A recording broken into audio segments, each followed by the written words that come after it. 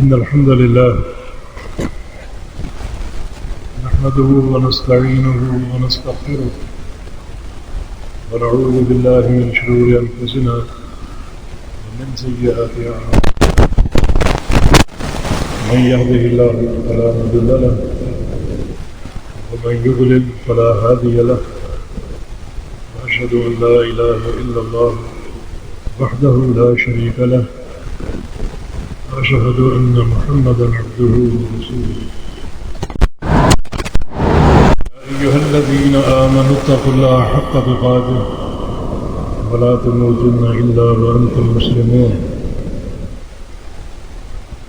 يا أيها الناس اتقوا ربكم الذي خلقكم من نفس واحدة وخلق منها زوجها وبث منهما رجالا كثيرا ونساء اتقوا الله الذي تساءلون به والأرحام إن الله كان عليكم رقيبا يا أيها الذين آمنوا اتقوا الله وقولوا قولا سديدا يصلح لكم أعمالكم ويغفر لكم ذنوبكم ومن يطع الله ورسوله فقد فاز فوزا عظيما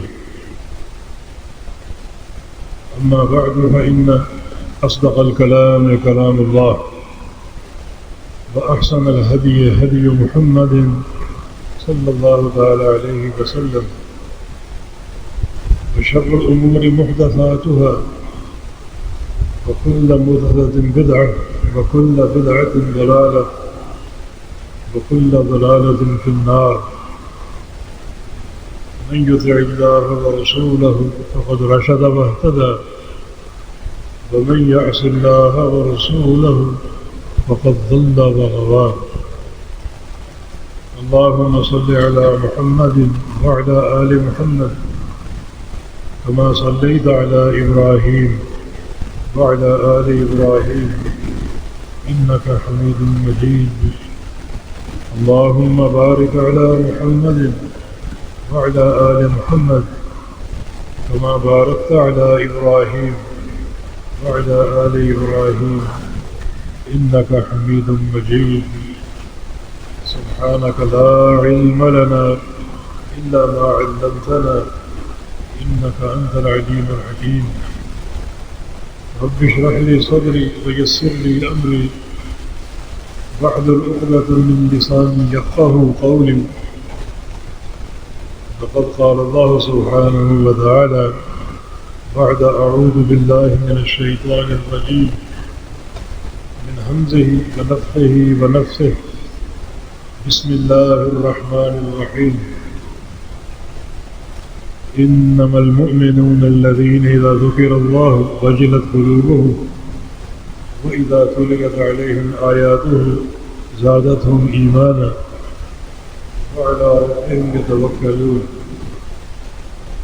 الذين يقيمون الصلاة ومما رزقناهم ينفقون أولئك هم المؤمنون حقا لهم درجات عند ربهم ومغفرة ورزق كريم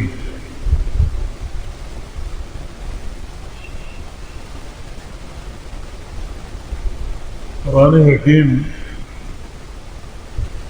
اللہ رب العزت کا کلام ہے.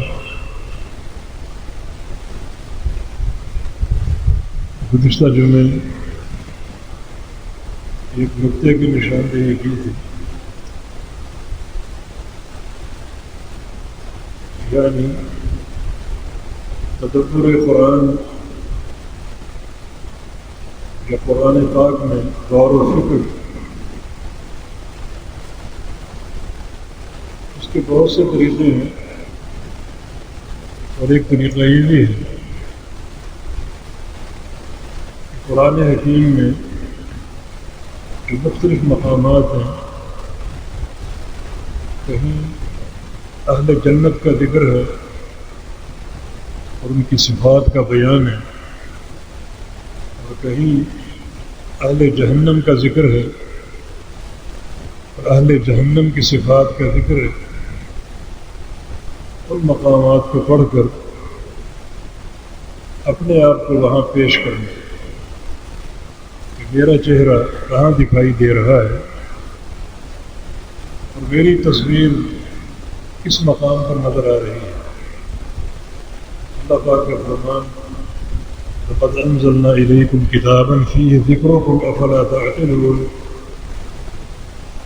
ہم نے تم پر ایک کتاب اتاری ہے،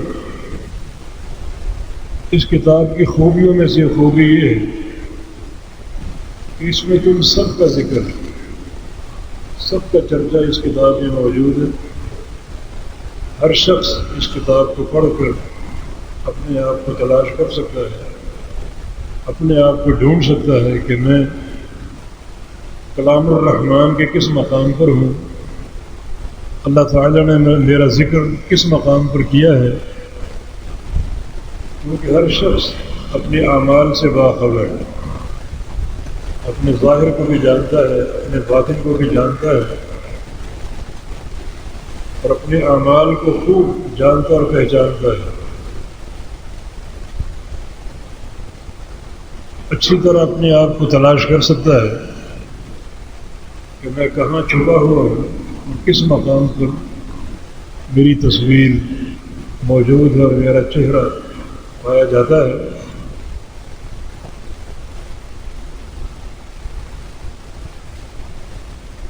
یہ اسلوب آپ آسانی سے اختیار کر سکتے ہیں۔ ہم نے سورہ انفال کا حوالہ دیا تھا، اس کی ابتدائی آیات کا۔ اللہ تعالیٰ نے بعض لوگوں کے بارے میں 4 نتائج کا اعلان کیا ہے۔ اولئک هم المؤمنون حقا، یہ لوگ جن کا ذکر ہوا کہ سچے اور پکے مومن ہیں۔ اللہ رب العزت نے ان کا نام اس لسٹ میں شامل کر لیا ہے جو پکے اہل ایمان کی لسٹ۔ یہ بہت بڑا اعزاز ہے اللہ تعالیٰ کا، کسی کو سچا مومن قرار دینا۔ اس بات کی دلیل ہے کہ وہ اپنے ظاہر کے امتحان میں بھی کامیاب ہے اور اپنے باطن کے امتحان میں بھی کامیاب ہے۔ اللہ تعالیٰ وہ ذات ہے جس پر کوئی چیز مخفی نہیں ہے، کوئی چیز پوشیدہ نہیں ہے، اپنے بندوں کے سارے احوال سے باخبر ہے، ان کے شب و روز کی تمام حرکات و سکنات کو جانتا ہے۔ اس کا کسی شخص کو سچا مومن قرار دینا بہت بڑی کامیابی ہے۔ یہ ایک نتیجہ اللہ پاک نے ذکر کیا۔ دوسرا نتیجہ یہ ہے لہم درجات عند ربہم، ان لوگوں کے لیے رب تعالیٰ کے پاس بڑے درجات، بڑے اونچے درجات۔ اللہ تعالیٰ انہیں بڑے بلند و بالا درجات پر فائز کرے گا۔ اور تیسرا نتیجہ اور ثمرہ یہ ہے ومغفرۃ، ان کے لیے گناہوں کی بخشش ہے۔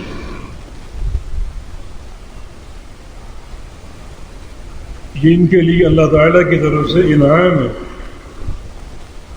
کہ اللہ تعالیٰ ان کے سارے گناہوں کو چھپا دے گا۔ اور چوتھا ثمرہ یہ ہے برزق کریم، ان کے لیے بڑا باعزت رزق ہے، بڑی باعزت روزی ہے، بڑی پاکیزہ جو کبھی ختم نہ ہوگی، جس کا تسلسل قائم رہے گا دنیا میں، قبر میں، آخرت میں۔ یہ 4 ثمرات ہیں، 4 نتائج ہیں۔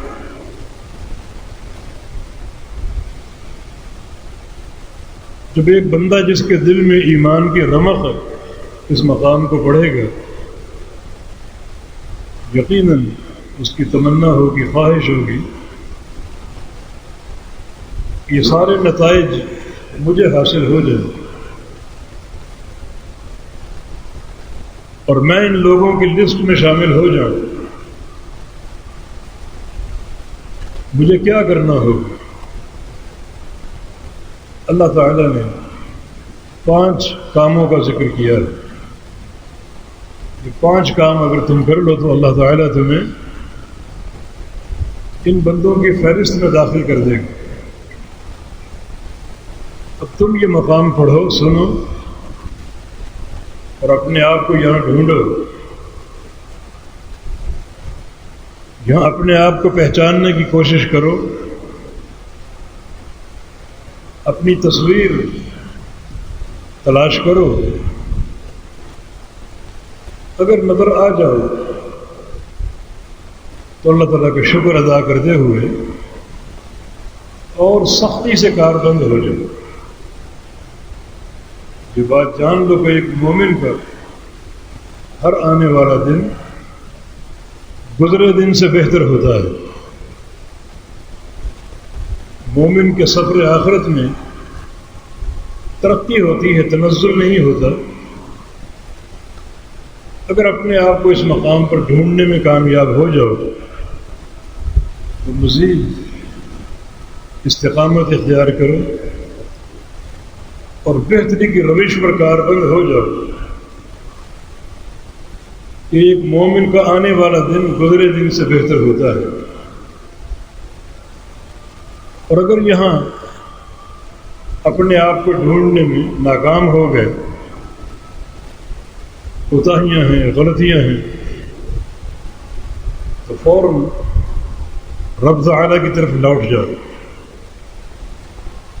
اللہ تعالیٰ کی پناہ سب سے بہترین پناہ ہے۔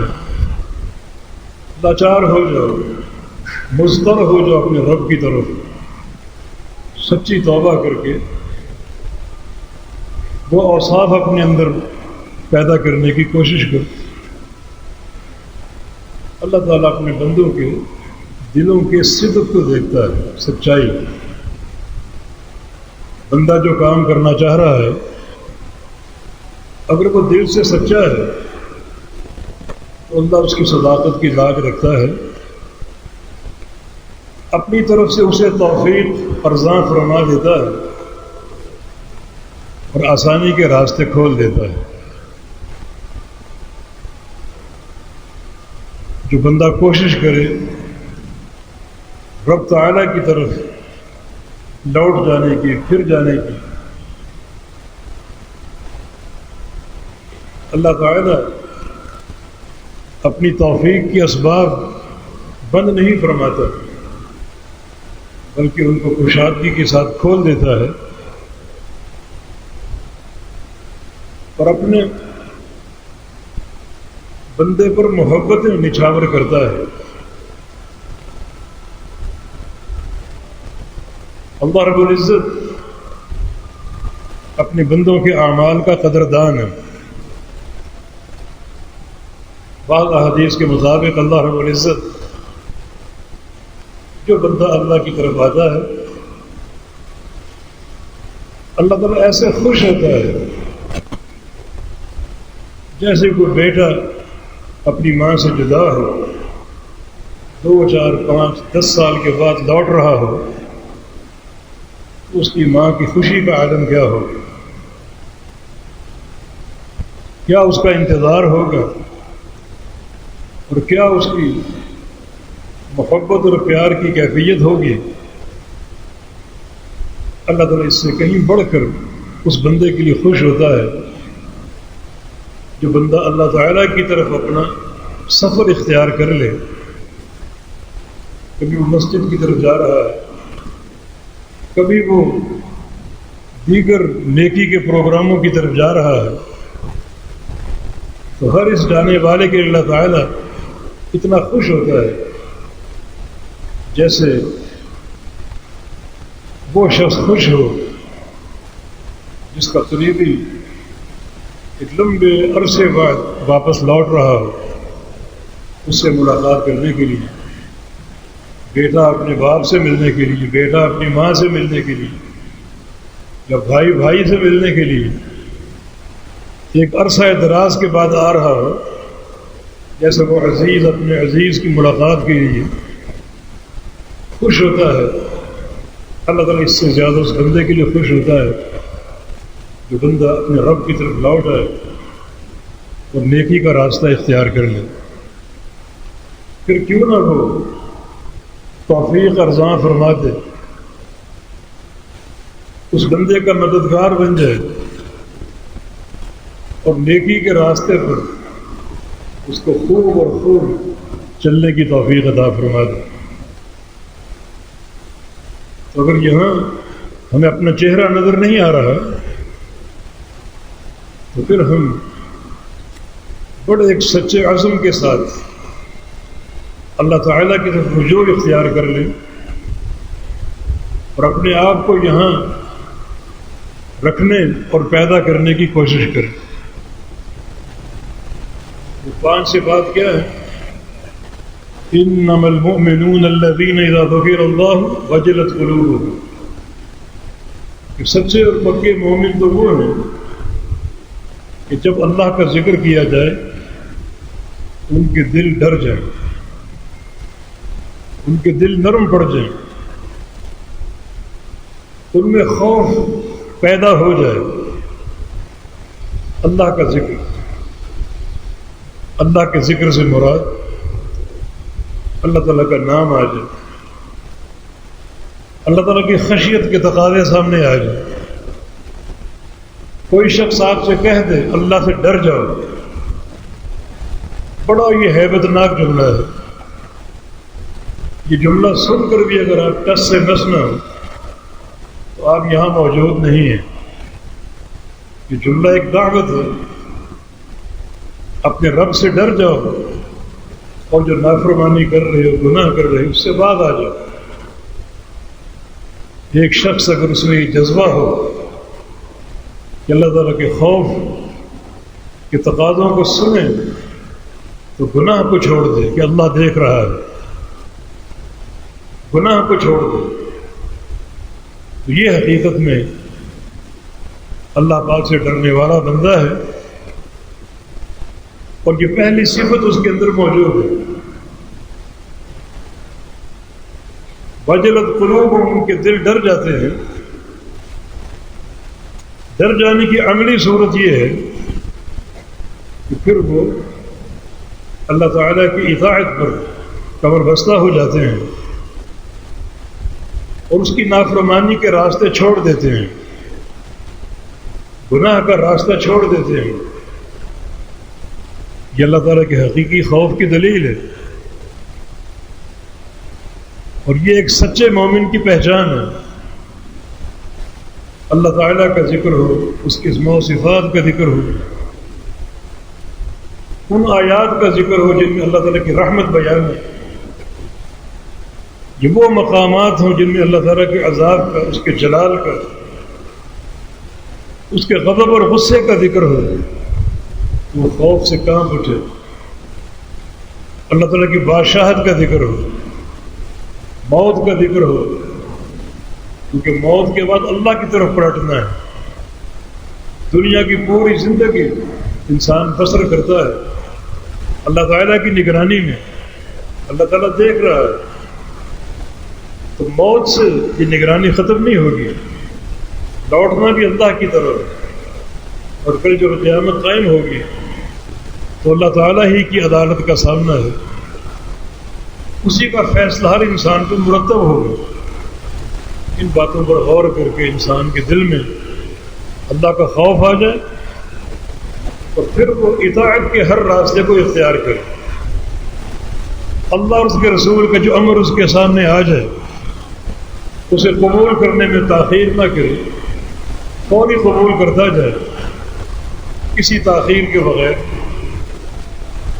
اور اللہ تعالیٰ کی نافرمانی کی راہیں یکسر ان سے دوری اختیار کر لے، پوری طرح گریزاں ہو جائے۔ یہ حقیقی خوف کی دلیل ہے۔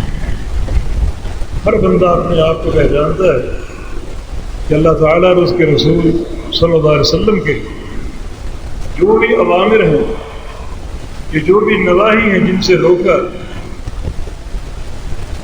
انہیں سن کر میری کیفیت اور حالت کیا ہوتی؟ کیا قبول کرنے کے لیے مستعد ہوں، یا کوئی تاخیری حربے ہیں، کیا ٹال دینے کی چالیں ہیں؟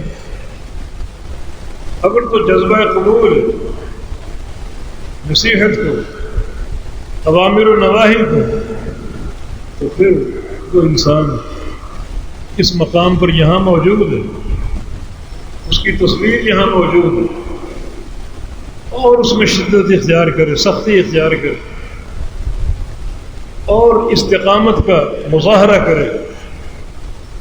یہ پہلا وصف ہے ان لوگوں کا جو حقیقی مومن ہیں، جن کے لیے درجات علا ہیں اور جن کے لیے مغفرت اور گناہوں کی بخشش کے وعدے ہیں، اور بڑا ہی باعزت رزق کبھی ختم نہ ہونے والا ان کو حاصل ہوگا۔ پہلا جو کام انہوں نے کرنا ہے، جو پہلی جو خوبی انہوں نے اپنانی ہے، وہ یہی ہے کہ اللہ کا ذکر ہے، اس کی عذاب کا ذکر ہے، اس کی نعمتوں کا، جنت کا ذکر ہے، اس کے اسماء و صفات کا ذکر ہے، ان کو ڈر جائے۔ اور ڈر کی دلیل یہ ہے کہ وہ اللہ تعالیٰ کی اطاعت کے لیے مستعد ہو اور کمر بستہ ہو، اس اطاعت کو ٹالنے کی کوشش نہ کرے، اپنی برادری کو اللہ کے احکام پر مقدم نہ کرے، یا کسی اور اختیار کیے ہوئے چنے ہوئے شیخ کو رب تعالیٰ کے احکام پر مقدم نہ کرے۔ اس کا حکم، اس کا ارشاد سب سے پہلے ہے، اس کی اطاعت سب پر مقدم ہے، بلکہ کائنات اسی کی اطاعت ہے اور کسی کی نہیں ہے۔ اور یہ بھی نقطہ توحید ہے جس کو پورے فہم کے ساتھ اپنا لیں۔ دوسری خوبی یہ ہے وَإِذَا تُلِيَتْ عَلَيْهِمْ آيَاتُهُ زَادَتْهُمْ إِيمَانًا،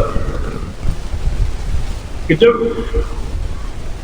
اس شخص پر یا ان لوگوں پر اللہ تعالیٰ کی آیات کی تلاوت کی جائے تو ان کا ایمان بڑھ جائے۔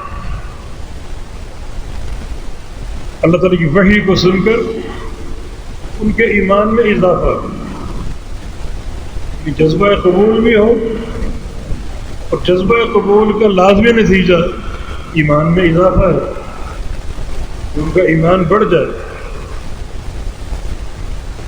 اس کے برعکس وہ لوگ جو سرکشی کی طرف مائل ہیں، اپنی خواہشات کے پیروکار ہیں، ان کا ذکر سورہ فرقان میں ہے وَالَّذِينَ إِذَا ذُكِّرُوا بِآيَاتِ رَبِّهِمْ لَمْ يَخِرُّوا عَلَيْهَا صُمًّا وَلَا عُمْيَانًا۔ یہاں دو قسمیں سامنے آ رہی ہیں، ایک اہل ایمان جن کے سامنے رب تعالیٰ کی آیات پڑھی جائیں، ذکر کی جائیں، وہاں کہ وہ ان پر بہرے اور اندھے بن کر گر نہیں جاتے، مانا ٹھکرا نہیں دیتے، بلکہ ان کو قبول کرتے۔ اور اس کے برعکس وہ لوگ ہیں جو اللہ تعالیٰ کی آیات کو سن کر بہرے، اندھے اور گونگے بن جاتے ہیں، حق سے بہرے، حق سے اندھے، بظاہر کان بھی ہیں، آنکھیں بھی ہیں، بظاہر زبان بھی ہے، لیکن حق سننے سے بہرے ہیں، حق بولنے سے گونگے ہیں، حق دیکھنے سے اندھے ہیں، معنی یہ کہ قبول نہیں کرتے، خشیت کے تقاضوں کے ساتھ سننے کی کوشش نہیں کرتے۔ بڑی خطرناک روش ہے رب تعالیٰ کی آیات، رب تعالیٰ کا کلام، اور اس سے اس قدر روگردانی کرنا کہ گونگے بہرے بن جانا، اندھے بن جانا، بڑا ہولناک انجام ہے لوگوں کا، بڑا بھیانک انجام ہے لوگوں کا۔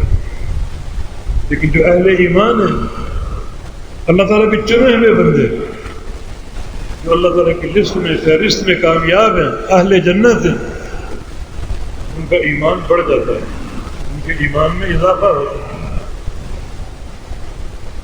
یہاں ایک نقطہ اور بڑا قابل غور ہے کہ جو لوگ ایمان کے بڑھنے کو مانتے ہی نہیں ہیں، وہ اس مقام پر کیسے دکھائی دے سکتے ہیں؟ ہمارے ملک کی اکثریت ان لوگوں کی ہے جو ایمان کی کمی بیشی کے قائل نہیں۔ یہ ایک بڑا علمی اختلافی مسئلہ جو سلف صالحین کے دور سے اختلافی چلا آ رہا ہے، جو اہل الحدیث محدثین ان کے نزدیک ایمان کی تعریف 3 چیزوں سے عبارت ہے۔ ایک قول باللسان، عمل بالجوارح و تصدیق بالجنان، زبان سے اقرار کرنا اور جسم کے سارے اعضاء سے عمل کرنا اور دل سے تصدیق کرنا۔ یہ ایمان 3 چیزوں کا مجموعہ ہے، زبان کے اقرار کا، عمل صالح کا اور دل کی تصدیق کا۔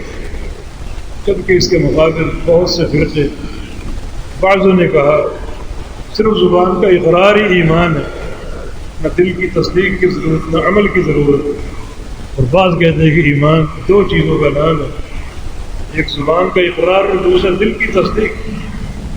اس عقیدے کا حامل اکثریت یہاں پاکستان میں ہے جو عمل کو ایمان نہیں مانتے، حالانکہ عمل کی کمی بیشی یہ ایمان کی کمی بیشی کی علامت ہے، وہ عمل کو ایمان نہیں مانتے، لہذا وہ ایمان کی کمی بیشی کے بھی قائل نہیں ہیں۔ وہ ایمان کو ایک وسیع شے قرار دیتے ہیں جس میں کوئی اضافہ اور کمی نہیں ہوتی، اسی لیے ان میں سے بعض کا عقیدہ ہے کہ ایک مومن کا ایمان، انبیاء کا ایمان اور جبریل کا ایمان سب برابر ہے۔ یہ ایک بڑا بھیانک ایک عقیدہ ہے۔ جو لوگ ایمان کی کمی زیادتی کو مانتے ہی نہیں، ہمارا بھی الحمدللہ یہ عقیدہ ہے کہ ایمان کم بھی ہوتا ہے جب آپ شیطان کے پیروکار بن جائیں، گناہوں کا راستہ اپنا لیں، معصیت کا راستہ اپنا لیں، اور ایمان بڑھتا بھی ہے جب آپ اللہ تعالیٰ کی اطاعت اختیار کر لیں اور قرآن پاک کی آیات کو بڑی خشیت کے تقاضوں کے ساتھ سنیں تو ایمان میں اضافہ ہوگا۔ اللہ تعالیٰ کا ذکر کریں، ایمان میں اضافہ ہوگا۔ اس کی معرفت حاصل کریں، اس کے اسماء و صفات کی معرفت کے ساتھ ایمان میں اضافہ ہوگا۔ تو ایمان ان 3 چیزوں کا نام ہے۔ اب یہی مقام آپ دیکھ لیجئے کہ سورہ انفال کا ابتدائی مقام، اللہ تعالیٰ نے اس مقام پر مومن کی تعریف کی ہے، مومن بندے کے اوصاف کا ذکر کیا ہے۔ ان میں سے کچھ اوصاف وہ ہیں جن کا تعلق زبان سے ہے، کچھ اوصاف وہ ہیں جن کا تعلق انسان کے عمل سے ہے، اور کچھ اوصاف وہ جن کا تعلق انسان کے دل سے ہے۔ یہ ایک ہی مقام ان تینوں چیزوں کو ایمان قرار دے رہا ہے۔ ایمان میں اقرار بھی ہے، ایمان میں تصدیق بھی ہے، اور ایمان میں جسم کے سارے اعضاء کا عمل بھی ہے۔ جیسے نماز میں ہاتھ باندھنا، یہ ہاتھ کا عمل، رکوع کرنا، سجدہ کرنا، وہ سارا جسم اس میں شریک ہے۔ تو جسم کے اعضاء کا اطاعت کرنا یہ عمل ہے، اور یہ بھی ایمان کا حصہ ہے۔ ہمارا نظریہ یہ ہے کہ بندے کی ہر شے میں ایمان ہے، اس کی زبان پر ایمان ہے، اس کی آنکھوں میں ایمان ہے، اس کے ہاتھوں میں ایمان، اس کے پاؤں میں ایمان ہے، اس کے کانوں میں ایمان ہے، اور ہر عضو کے جو بھی امانت کے تقاضے ان کو پورا کرنے والا ہو۔ کانوں کے ایمان کا معنی یہ کہ کانوں سے اللہ کے کلام کو گالی گلوچ نہ سنیں، غیبت نہ سنیں، اور وہ چیزیں نہ سنیں جو رحمان کی نافرمانی پر مندرج ہوتی ہیں۔ زبان کے ایمان کا معنی یہ کہ زبان سے کسی کو گالی نہ دیں، کسی کی غیبت نہ کریں، کسی کی چغلی نہ کریں، کسی پر بہتان ترازی نہ کریں، جھوٹ نہ بولیں۔ یہ زبان کے ایمان کا معنی ہے۔ اس طرح ہاتھوں کا ایمان، ہاتھوں سے کسی اپنے بھائی کو تنگ نہ کرے، تکلیف نہ دے، ہاتھوں سے جو چیز دے وہ حلال ہو، جو چیز دے وہ حرام ہو، حلال ہو۔ یہ ہاتھوں کا پورا استعمال اللہ اور اس کے رسول کی شریعت کے مطابق ہو، کہ ہاتھوں کا ایمان ہے۔ اب ان اعمال میں کمی ہوگی تو ایمان کم ہوگا، اور ان اعمال میں اضافہ ہوگا تو ایمان بڑھے گا۔ ایک بندہ جو تہجد نہیں پڑھتا، رات بھر سویا رہتا ہے، اور ایک بندہ تہجد گزار ہے، دونوں کو ایمان برابر نہیں ہے، فرق ہے، کسی کا ایمان کم اور کسی کا ایمان زیادہ ہے۔ تو ایک مومن انسان کی ایک علامت اور ایک پہچان کیا ہے؟ جب ان پر رحمان کی آیات تلاوت کی جاتی ہے ان کا ایمان بڑھ جاتا ہے۔ ایمان ان کا بڑھتا ہے جو ایمان کے بڑھنے کو مانتے ہیں، اور جو ایمان کے بڑھنے کو مانتے ہی نہیں ان کے ایمان میں کیا اضافہ ہو؟ وہ اپنا چہرہ اس مقام پر قیامت تک تلاش نہیں کر پائیں گے کہ وہ تو ایمان کی کمی اور زیادتی کے قائل ہی نہیں۔ حالانکہ ایک مومن کا ایمان شیطان کی اطاعت سے بڑھتا ہے، کم ہوتا ہے، اور رحمان کی اطاعت سے بڑھتا ہے۔ اگر وہ شیطان کا پیروکار ہے تو اس کا ایمان کم ہوگا، اور اگر وہ رحمان کی اطاعت کرنے والا ہے تو اس کا ایمان بڑھے گا۔ ایمان المؤمن یزداد بطاعت الرحمن ینقض بطاعت الشیطان، شیطان کی پیروی سے کم ہوگا اور رحمان کی اطاعت سے بڑھے گا۔ اور یہاں ایمان کے بڑھنے کا ذکر ہے کہ مومن کا ایمان بڑھتا ہے، بڑھتا ہے، بڑھتا ہے۔ صحابہ میں سے بعض نے نبی علیہ السلام سے ایک اشکال ذکر کیا، جب ہم آپ کی مجلس میں ہوتے ہیں تو ہمارا ایمان بڑا مضبوط ہوتا ہے، رحمان کا کلام سنتے ہیں، آپ کی نصیحتیں سنتے ہیں، انہیں قبول کرنے کا جذبہ ہوتا ہے، اور ایمان کی معراج آسمان تک ہو جاتی ہے۔ اور جب ہم اپنے گھروں کو لوٹتے ہیں بیوی بچوں کے ساتھ جو ہے وہ کیفیت نہیں رہتی جو آپ کی مجلس میں ہوتی ہے، بلکہ ہنسی مذاق بھی ہو جاتا ہے، اور بعض اوقات کسی گناہ کے کام کے بھی مرتکب ہو جاتے ہیں، تو چھوٹا ہو بڑا ہو، تو ایمان کی وہ حقیقت قائم نہیں رہتی جو آپ کے سامنے ہوتی ہے۔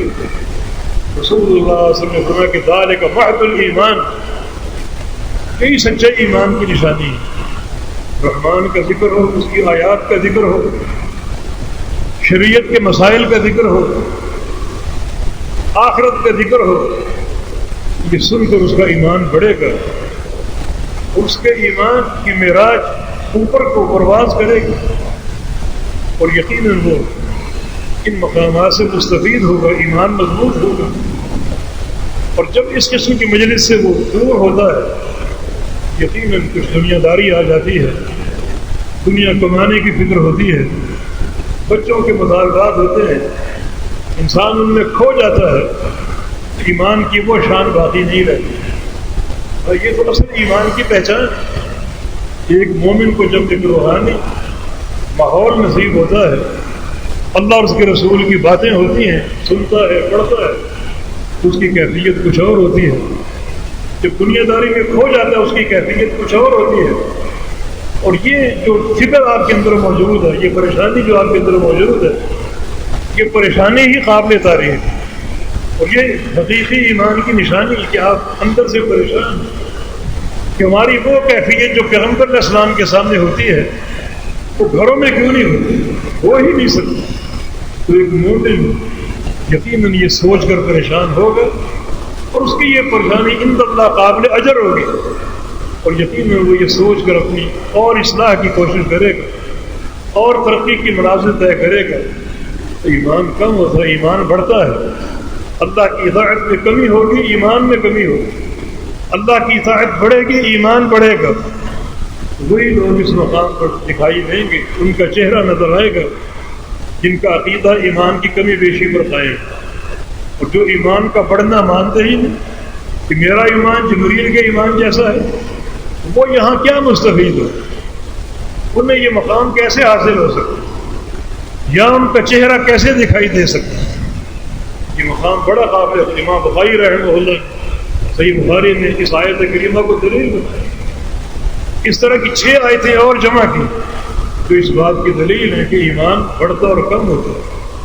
بلکہ امام بخاری کا کتاب الایمان اس میں 100 کے قریب حدیثیں جمع کی، اور اس سے زیادہ تعداد میں صحابہ اور تابعین اور محدثین کے اقوال پیش کیے، جن سب کا عقیدہ یہ ہے کہ ایمان میں کمی بیشی ہوتی ہے، ایمان کم ہوتا اور بڑھتا ہے، اور اس کے باقاعدہ دلائل پورا کتاب الایمان صحیح بخاری کا اسی عقیدے کی ترجمانی ہے کہ ایمان عمل کا نام ہے، عمل میں چونکہ کمی بیشی ہوتی ہے یا تو ایمان میں بھی کوئی بیشی ہوتی ہے، اسی پر جو ہے وہ پورا محور کتاب الایمان کا صحیح بخاری کی یہ ایک بڑا ایک معرکۃ الآراء عقیدہ جو صحابہ کے دور سے چلا آ رہا ہے۔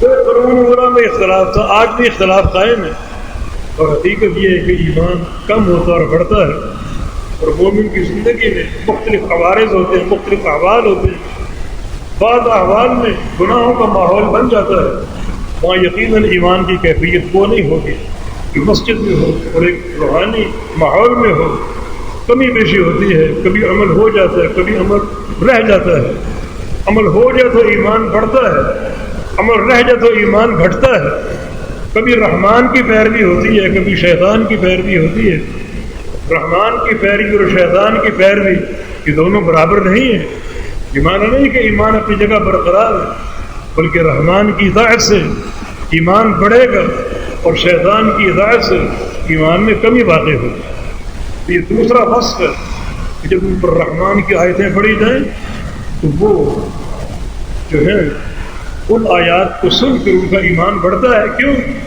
اطاعت کا جذبہ پیدا ہوتا ہے، قبول کرنے کا جذبہ پیدا ہوتا ہے، عمل کرنے کا جذبہ پیدا ہوتا ہے، اللہ کی طرف دوڑ کر پہنچنے کا جذبہ پیدا ہوتا ہے۔ یقیناً یہ ایمان کی ترقی ہے۔ اگر گونگا اندھا اور بہرا بن کر گر جائے، آیتیں سن رہے اثر نہیں ہو رہا، اس کا ایمان کیا بڑھے گا؟ اور اس مقام پر ہرگز دکھائی نہیں دے گا۔ اور تیسرا مسئلہ یہ ہے وَعَلَىٰ رَبِّهِمْ يَتَوَكَّلُونَ، اپنے رب پر توکل کرتے ہیں، بڑی پختہ ان کی توحید ہے، رب پر توکل کرتے ہیں۔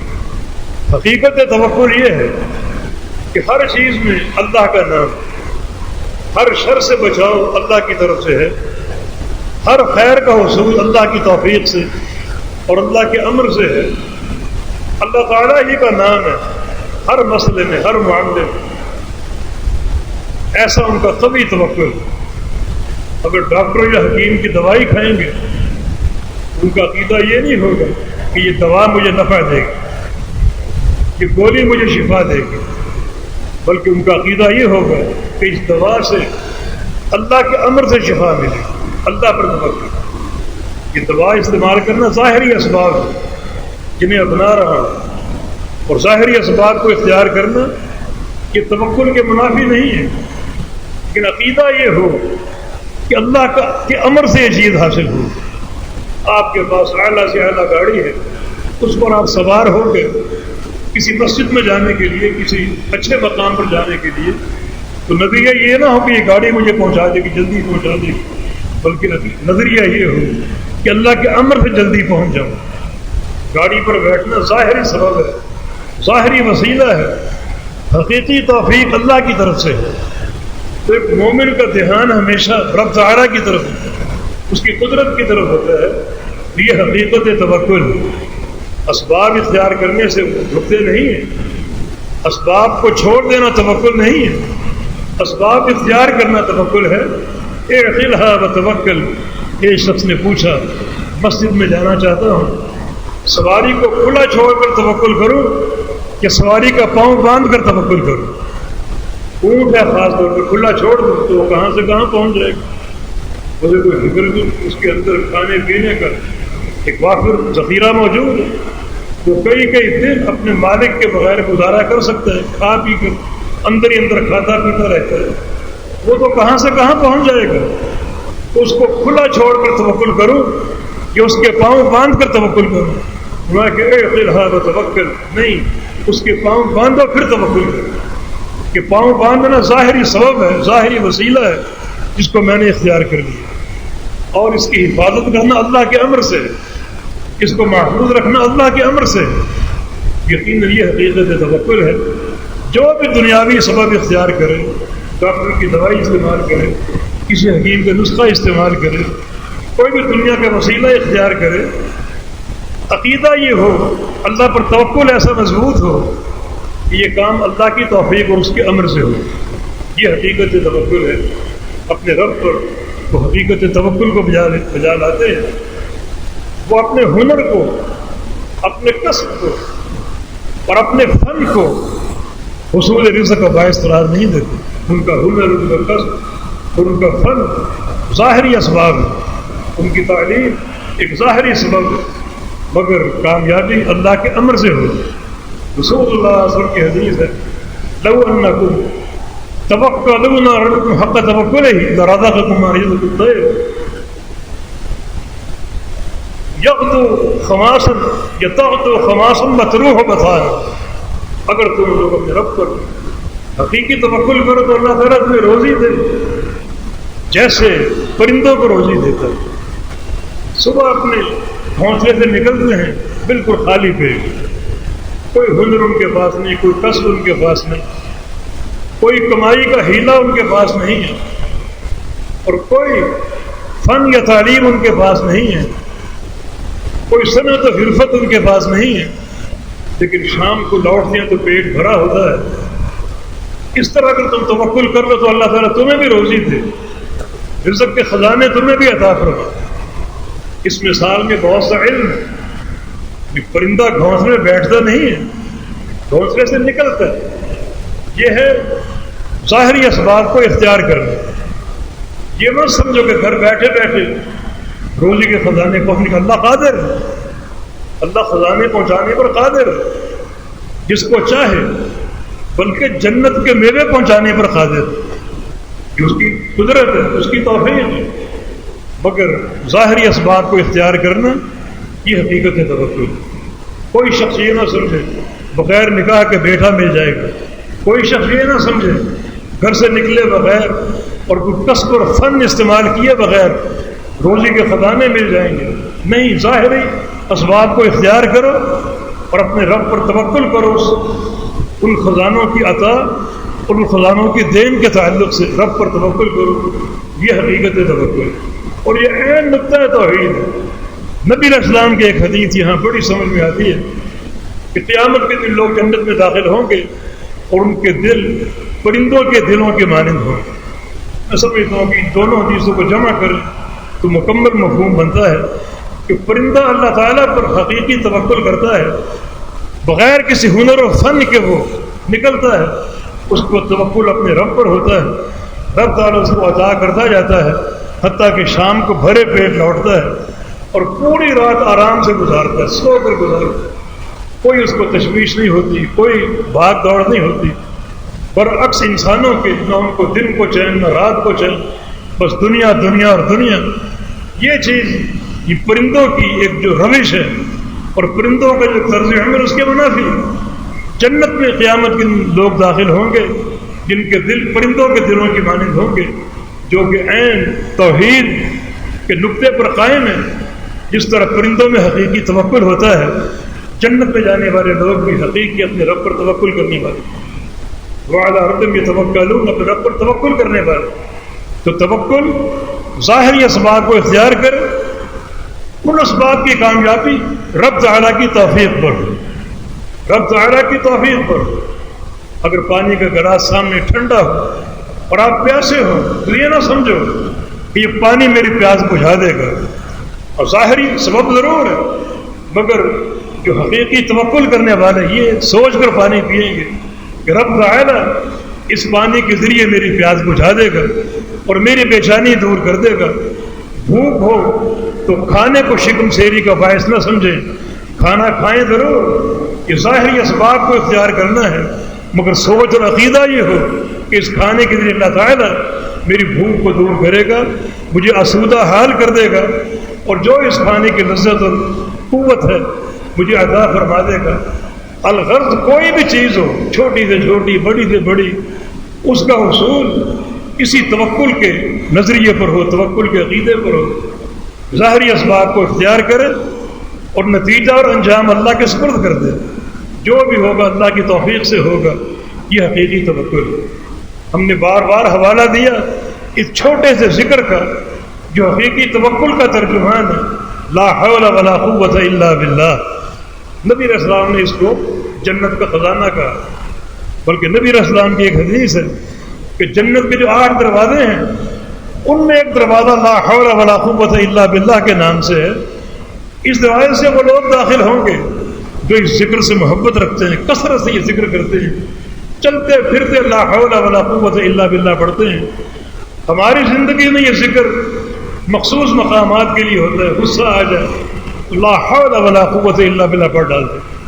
یہ ذکر ایک دعوت ہے، یہ ذکر ایک جہاد ہے، یہ ذکر ایک عقیدہ ہے، ایک منہج ہے، ایک دعا ہے، جس کا معنی یہ کہ جو بھی خیر ہو، چھوٹی ہو بڑی ہو، جنت سے لے کر دنیا کی کوئی چھوٹی چھوٹی نعمت ہو وہ اللہ کے امر سے عطا ہوگی، اور جو بھی شر ہو چھوٹا ہو یا بڑا ہو، جہنم سے لے کر ایک کانٹے کی تکلیف تک، سوئی چپ جانے تک، یہ اللہ کے امر اس کی توفیق سے ہوگا، اور یہ عطا کرنے والا پھیرنے والا اللہ رب العزت ہے۔ ہر خیر اللہ کے امر سے ملے گی، ہر شر اللہ تعالیٰ اپنے امر سے پھیرے گا۔ میرے اندر کوئی طاقت نہیں ہے، میرا کام ظاہری اسباب کو اختیار کرنا ہے، ان اسباب کے بعد اس شے کا حصول اللہ تعالیٰ کے امر سے ہوگا جس کے لیے پروردگار میں پورا توکل ہوگا۔ اگر یہ سوچ ہر مقام پر کار فرما ہے تو بندہ حقیقی متوکل علی اللہ ہے، اور اس کا چہرہ یہاں نظر آ رہا ہے، وہ علی ربہم یتوکلون، صرف اپنے رب پر توکل رکھتے ہیں۔ ہاں، توکل میں ایک عقیدہ یہ بھی اپنے اندر ہونا چاہیے، کوٹ کوٹ کے بھرا ہونا چاہیے، اور پوری قوت اور شدت کے ساتھ کہ اللہ تعالیٰ پر جو توکل ہے تو اللہ تعالیٰ ہی توکل کے لائق ہے، اللہ تعالیٰ ہی توکل کے قابل ہے، وہ ذات ہی اس لائق ہے کہ اس پر بھروسہ کیا جائے۔ ہر شے میں، ہر چھوٹی بڑی شے میں، ہر چھوٹے بڑے نقصان کے ازالے کے لیے، ہر چھوٹے بڑے خیر کی عطا کے لیے اور اس کے حصول کے لیے اللہ تعالیٰ ہی پر توکل کیا جائے، وہی توکل کے لائق ہے۔ اور بندہ اگر صدق دل سے بھروسہ کرے گا، اللہ تعالیٰ اس بھروسے میں اس کو کامیاب کرے گا، اور وہ شے اس کو عطا کر دے گا، جب وہ شر اس سے پھیر دے گا۔ ایسی قوت توحید ہو توکل کے تعلق سے، یقیناً یہ ایک نقطہ توحید کے سارے دروازے کھول دے گا۔ تو حقیقی توکل کو پہچانو، اللہ تعالیٰ کی قدرت کو پہچانو، اور ایک بندہ ہر لحاظ سے اللہ تعالیٰ کا محتاج ہو جائے، اس کی قدرت کے تحت آ جائے، اور ہر شے میں اللہ تعالیٰ کا مفتقر ہو جائے، اس کے دربار کا فقیر بن جائے، اس کی عطا پر اس کو بھروسہ ہو، اور وہی ہر شر کو پھیر سکتا ہے، ہر شے پر قادر ہے۔ اس کی قدرت پر ایمان ہو، اس کی قوت پر ایمان ہو، اس کی عطا پر ایمان ہو، ہر شر کے تعلق سے وہی ازالہ کرنے والا، اس عقیدے پر ایمان ہو، تو یہ توکل کا حقیقی جوہر ہے۔ بندوں کے اندر پیدا ہو جائے تو بندے حقیقت میں اس مقام پر موجود ہیں، ان کے لیے درجات علا بھی ہیں، پکے سچے مومن بھی ہیں، وہ ان کے لیے مغفرت بھی ہے، اللہ ان کے گناہوں کو بخش دے گا، پردہ ڈال دے گا، رسوائیوں سے بچائے گا۔ رزق کریم ایک ایسا رزق پاکیزہ اور باعزت، اس میں کبھی ناغہ نہ ہوگا، کبھی انقطاع نہ ہوگا، اس کو ملتا رہے گا، اس کو حاصل ہوتا رہے گا۔ حقیقی توکل کو، جو حقیقی توحید ہے، نقطہ توحید ہے، اس کو پہچانے۔ اس مقام پر صحیح مسلم کی ایک حدیث پیش کی جا سکتی ہے کہ بندہ کس کس چیز میں رب تعالیٰ کا محتاج ہے۔ ابو ذر غفاری رضی اللہ عنہ کی روایت سے وہ حدیث ہے، طویل حدیث ہے، اس کو پیش کرنا چاہ رہا ہے تو وقت نہیں ہے، آئندہ جمعہ پیش کر دیں گے انشاءاللہ تعالیٰ۔ اس حدیث میں 11 بار اللہ تعالیٰ نے اپنے بندوں کو پکارا، یا عبادی یا عبادی، اے میرے بندو اے میرے بندو اے میرے بندو۔ یہ حدیث شامی محدثین کی سب سے بہترین حدیث امام احمد حنبل کا قول ہے، اور یہ حدیث، اس حدیث کے گرامی امام خولانی رحمہ اللہ جب اس حدیث کو روایت کرتے تو زانو ہو کر بیٹھ جاتے، باقی کو حدیث بیان کرتے، کبھی لیٹے ہوتے، کبھی چل رہے ہوتے، اور کبھی ٹیک لگا کر بیٹھے ہوتے۔ جب اس حدیث کا ان سے تقاضا کیا جاتا تو دوزانو ہو کر بیٹھ جاتے، اور بڑے ایک عاجزی کے ساتھ اور بڑی تواضع کے ساتھ اس حدیث کو روایت کرتے کہ یہ حدیث پوری کی پوری اس فقر کو اور احتیاج کو ظاہر کرتی کہ بندہ اپنے رب کا کہاں کہاں محتاج ہے اور کہاں کہاں اس کے دربار کا فقیر ہے، تاکہ توکل کے تعلق سے رشتہ اور مضبوط ہو جائے اور احتیاجات کی یہ صورتیں ہم پڑھ کر اور اللہ رب العزت جڑ جائیں اور اس کی ذات پر توکل اختیار کر دیں۔ بالتوفیق بید اللہ تعالی، اللہ پاک توفیق عطا کرے، اللہ ہمارے عقیدوں کو مصلح کر دے، اللہ تعالی ہمیں ایمان کی دولت سے ہمکنار فرمائے، اللہ ہم سے راضی ہو جائے۔